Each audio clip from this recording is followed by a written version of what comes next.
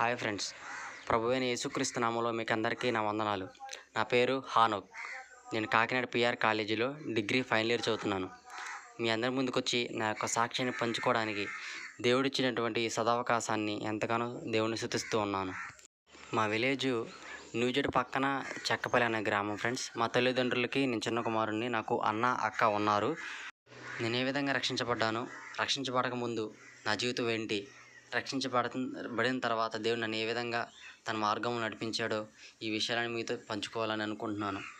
నేను రక్షించబడక ముందు నేను మా తల్లిదండ్రులు ఎంతగానో బాధ పెట్టాను, ఇబ్బంది పెట్టాను. నన్ను చాలాసార్లు మా తల్లిదండ్రులు ఎందుకు పుట్టావరా, చనిపోతే బాగుండరా అనేవాళ్ళు. అలాగే చాలాసార్లు నన్ను కొట్టారు కూడా. మా అన్న మా అక్క వీళ్ళందరూ కూడా తిట్టేవాళ్ళు. ఎందుకంటే నా జీవితం అలా ఉండేది. నేను పాపానికి బానిసనై చాలా దారుణంగా నా లైఫ్ ఉండేదన్నమాట. మా ఫ్రెండ్స్తో కలిసి షికార్లకి బయటికి తిరిగేవాడిని. తెలియకుండా మా అమ్మోళ్ళు తెలియకుండా రహస్యపు జీవితం జీవించేవాడిని. చూడకూడనివి చూశాను, చేయకూడనివి చేశాను. నా నోటి నుంచి వచ్చే మాటలు మరీ దారుణమైనవి అన్నమాట. అంటే బూతులతో కూడినవి అన్నమాట.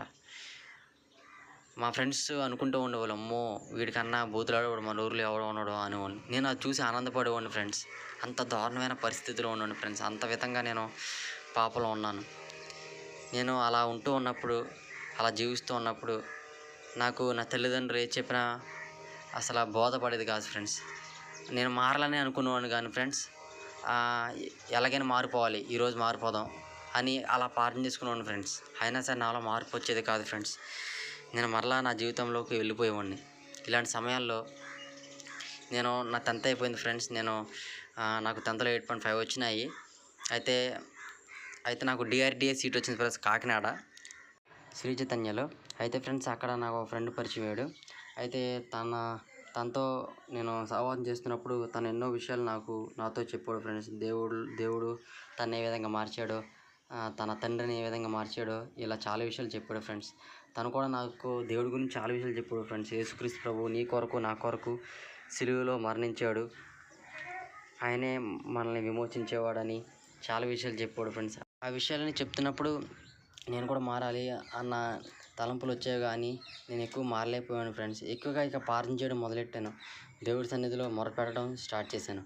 అయితే దేవుడు మెల్లమెల్లగా నా జీవితాన్ని మార్చాడు. ముందుగా నా నోటి నుంచి వచ్చే దుర్భాషని మార్చాడు. ఆ తర్వాత మెల్లమెల్లగా ఒక్కొక్క స్వభావాన్ని, పాప స్వభావాన్ని మార్చాడు ఫ్రెండ్స్. అయితే ఈ విధంగా మారుతూ ఉన్నప్పుడు చదువు విషయం కూడా ఎంతగానో దేవుడిని ప్రార్థన చేశాను. అయితే దేవుడు నా ఎడల కృప చూపించి నాకు ఇంటర్మీడియట్లో మంచి టాప్ మార్క్స్ ఇచ్చాడు ఫ్రెండ్స్. 470కి 450 మార్క్స్ ఇచ్చాడు ఫ్రెండ్స్. అయితే ఆ 450 మార్క్స్ నేను కష్టపడితే వచ్చినాయని ఒక గర్వం అనే ఫీలింగ్ నాలో వచ్చింది ఫ్రెండ్స్. ఎప్పుడైతే ఆ ఫీలింగ్ వచ్చిందో మెల్లమెల్లగా దేవుడి నుంచి నేను దూరం అవ్వడం ప్రారంభించాను ఫ్రెండ్స్. చాలా దూరం అయిపోయాను. మరలా మా ఫ్రెండ్స్తో, నన్ను మార్చిన నా ఫ్రెండ్తో కలిసి సహవాసం చేయడం మానేశాను. ఎక్కువగా ఇక నా రేంజు ఏంటో అన్నట్టుగా కొంచెం బిహేవ్ చేశాను ఫ్రెండ్స్. ఈ విధంగా దేవుడికి చాలా దూరం అయిపోయాను. మా ఫ్రెండ్కి ప్రార్థన చేసుకున్న వాళ్ళకి కూడా దూరం అయిపోయాను ఫ్రెండ్స్. అయితే ఇలా మరలా దేవునికి దూరం అయిపోయిన తర్వాత కొన్ని నెలల వరకు దేవుడి సన్నిధిలోకి వెళ్ళలేదు, దేవుడిని ప్రార్థించలేదు ఫ్రెండ్స్. ఇలా అయిపోతే నాకు చాలా ప్రాబ్లమ్స్ వచ్చాయి ఫ్రెండ్స్. ఒక వ్యాధితో బాధపడ్డాను, ఫైల్స్ ప్రాబ్లం వచ్చింది. ఇవన్నీ కూడా పే చేస్తున్నప్పుడు నాకు చాలా భయం వేసింది ఫ్రెండ్స్. నేను చనిపోతానేమో, మరలా నా జీవితం అయిపోయింది, నేను మరలా దేవుడు దూరం అయిపోయాను, నా బ్రతుకు ఏంటి అన్న తలంపులు నాకు వచ్చాయి ఫ్రెండ్స్. అయితే అప్పుడు దేవుడు నన్ను బాగా సంధించాడు ఫ్రెండ్స్. నేను చాలా మారిపోయాను. నేను మరలా దేవుళ్ళకి వెళ్ళాలి, దేవుడి గురించి ఎక్కువ తెలుసుకోవాలి, నేను ఎలాగైనా మారాలి, మరలా ఆ యొక్క ప్రేమని నేను పొందుకోవాలి అన్న నిశ్చయత నాకు వచ్చింది ఫ్రెండ్స్. అప్పుడు నేను ఎక్కువగా ప్రార్థన చేసుకోవడం మొదలెట్టాను ఆ రోజు రాత్రి. ఆ తర్వాత రోజు మాకు అవుటింగ్ ఇచ్చారు ఫ్రెండ్స్.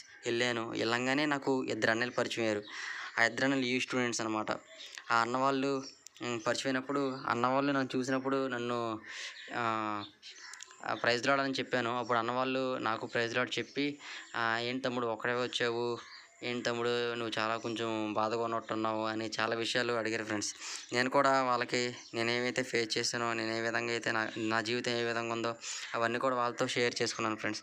అప్పుడు అన్నవాళ్ళు నాకు దేవుడి గురించి కొన్ని మాటలు చెప్పి నాకు కొన్ని ఆదరణ మాటలు చెప్పారు ఫ్రెండ్స్. అప్పుడు నేను చాలా రిలాక్స్ అయ్యాను. అన్నవాళ్ళు చెప్తున్నప్పుడు నాకు చాలా ఆనందం వేసింది.